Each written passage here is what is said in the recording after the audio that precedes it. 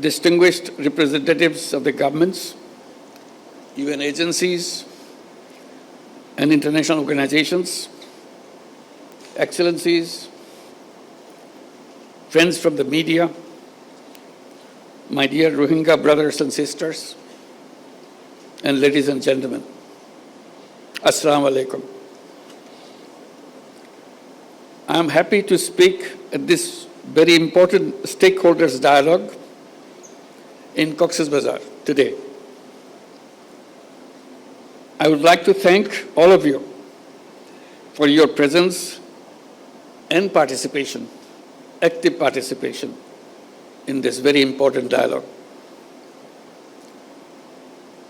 I come here at a very important moment in our political history. 1 year back, we have gone through a killing spree and followed by student-led uprising to free the country from the fascist regime. Now we are ready for another transition in our political history.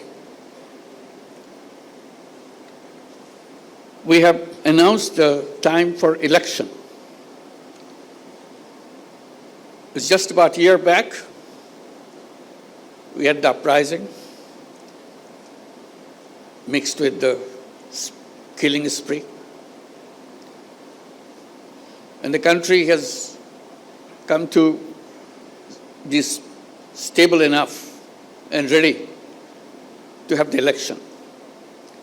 So we announced the election in the first half of February 2026. Interim government will be replaced by an elected government. We hope we can work out a solution to the Rohingya problem, to let them go back to their own home.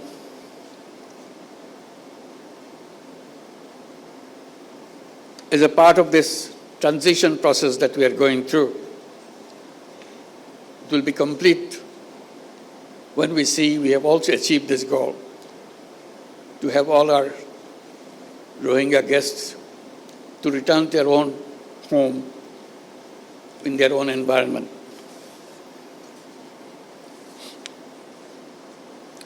On the 8th Rohingya Genocide Remembrance Day, with a heavy heart, I draw your attention to the forced displacement of Rohingyas and their exodus to Bangladesh from Myanmar. In a spate of only few weeks, in August 2017, around 800,000 Rohingyas crossed into Bangladesh.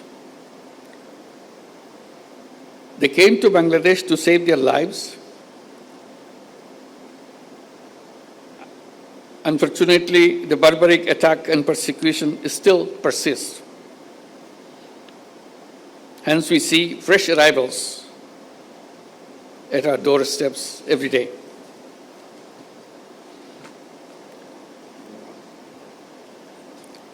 On this fateful day, it is our moral responsibility to take the right side of history and stop the armed actors from carrying out their horrible design of ethnic cleansing of the entire Rohingya population. It will be a historic blunder if we wait for seeing the very last Rohingya living Rakhine.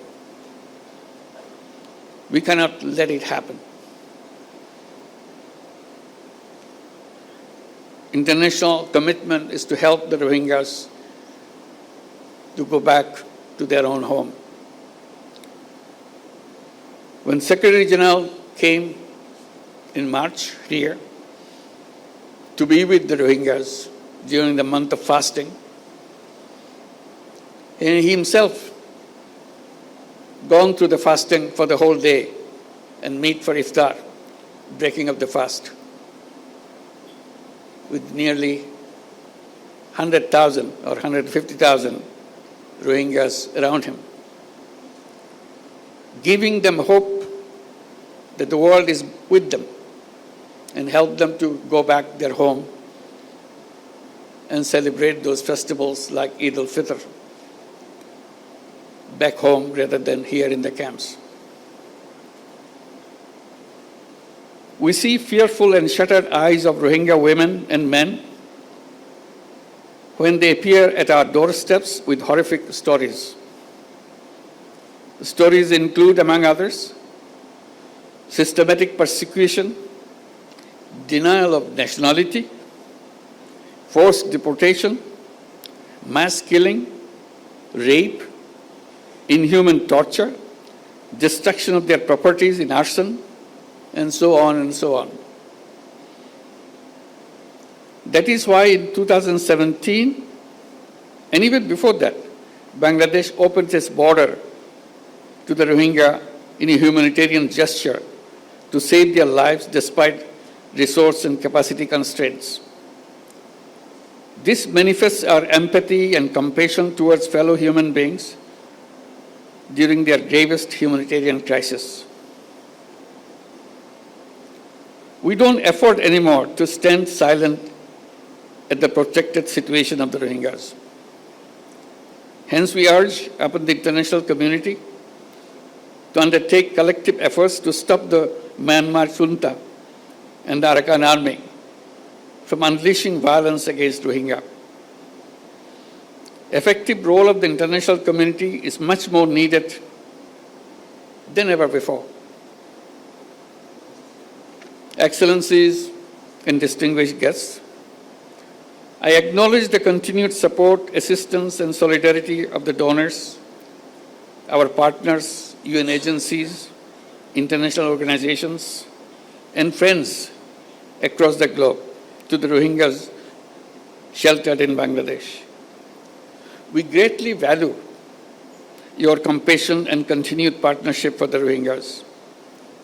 Your continued support will remain pivotal and exigent until they return home. Bangladesh now hosts 1.3 million forcibly displaced Rohingyas from Myanmar. That makes Cox'sBazar the largest refugee camp in the world. In addition, around 32,000 new babies are born each year in these camps. On the contrary, only less than 500,000 of them are living in Myanmar. This picture manifests that due to continued persecution, Rohingyas continue to leave Myanmar. During last 8 years, people of Bangladesh, in particular the host community here in Cox'sBazar, have been making tremendous sacrifices.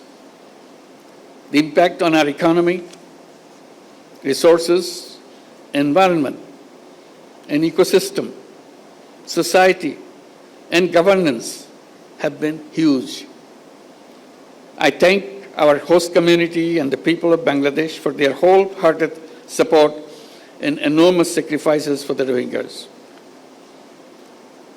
We don't foresee any scope whatsoever for further mobilization of resources from our domestic resources, given our own challenges.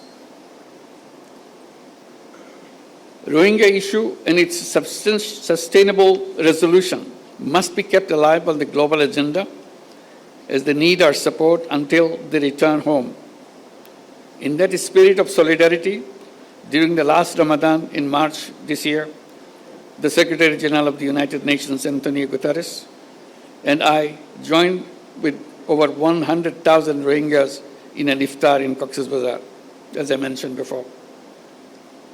I take this occasion to thank the Secretary General on behalf of all the Bangladeshis and all the people in the camp and all the Rohingyas, wherever they are.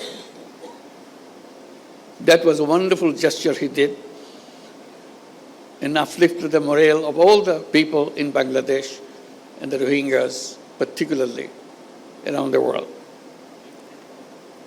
You may recall that last year in the United Nations General Assembly, I made a 3-point proposition to address the Rohingya crisis. In recognition of my call, the high-level conference was envisaged for this year's General Assembly. I hope that this dialogue here in Cox'sBazar will contribute substantively to the conference in New York in shaping the roadmap for an expedited and permanent solution of the Rohingya crisis. My Rohingya brothers and sisters, Bangladesh supports and is working relentlessly for a sustainable solution to your crisis. This dialogue is aimed at amplifying your voice in rolling out a roadmap towards early, voluntary, and sustainable return to your homeland. Distinguished participants, it is not only the responsibility of Bangladesh, but also of the international community to share the burden of the Rohingya crisis, to reflect on the possible solutions, and to play an active role in implementing them. In going forward towards these objectives, I propose the following 7 points. First point, umbilical relationship of Rohingyas with their homeland cannot be severed. So their right to return to their own home and homeland has to be secured. Therefore, we urge all parties and partners to work hard for charting a practical roadmap for their speedy, safe, and dignified, voluntary, and sustainable return to their homes in Rakhine as soon as possible. We must not be held hostage to mere rhetoric. The time is for action right now. Second point, undiminished contribution of donors and humanitarian partners is essential to ensure continuity of life-saving programs. We make an appeal to the international donors to enhance their commitments in order to fill out the fund gaps in the joint response plan of 25-26. At the same time, we urge upon the stakeholders to undertake consolidated efforts for adequate and sustainable funding for future as well. Third point, all acts of violence against Rohingya must cease immediately. We urge upon the Myanmar authorities as well as the Arakan army to ensure safety, security, and livelihood of the Rohingyas. They should make sure that no more Rohingyas enter into Bangladesh. At the same time, they must allow internally displaced persons from camps in central and northern Rakhine to return to their homes inside Myanmar as soon as possible. Fourth point, a platform for consultation or dialogue is exigent for commencing communication, reducing tension, ending conflict among the ethnic communities inside Myanmar. We urge upon Myanmar government and de facto authorities in Rakhine to constructively engage in dialogue with the Rohingyas to promote reconciliation among themselves, restore rights of the Rohingyas, and facilitate their speedy repatriation back to their homes. Fifth point, role of the international community, in particular ASEAN and countries in the neighborhood, is indispensable to create conducive environment in Rakhine. We all support all international efforts to this end, including ASEAN's 5-point consensus. We urge upon the international community to be more active in advancing peace, security, and stability in Rakhine and in the neighborhood. We need to address and combat transboundary organized crimes, including human and drug trafficking, smuggling of small arms, and criminal activities that impact peace, security, and stability. Sixth point, regional and international stakeholders must continue to stand resolutely against the heinous crime of ethnic cleansing. Towards that, we urge upon all to calibrate their relationship with Myanmar and Arakan Army and all parties to the conflict in order to promote an early resolution of the protracted crisis. Seventh and the final point, we urge upon the international community to add dynamism to the ongoing international accountability processes at the International Court of Justice, International Criminal Court, and elsewhere. We urge upon them to implement the provisional measures decided by ICJ, ensure justice and accountability, and put an end to the genocide and crimes against humanity. It is timely to reflect on realizing relevant aspects of restorative justice. Dear friends and partners, Rohingya crisis emanated from Myanmar, and the solution also lies in Myanmar. All parties must act to end the crisis with greater resolve without any further delay. Your solidarity with the Rohingyas' voice could be a beacon of hope for them in reversing their marginalization and persecution as the starting point of their return to their homeland. Let us all join our hands and pronounce our determination to contribute to the dignified return of the Rohingyas, ensuring justice and accountability. I thank you all. Assalamu alaikum.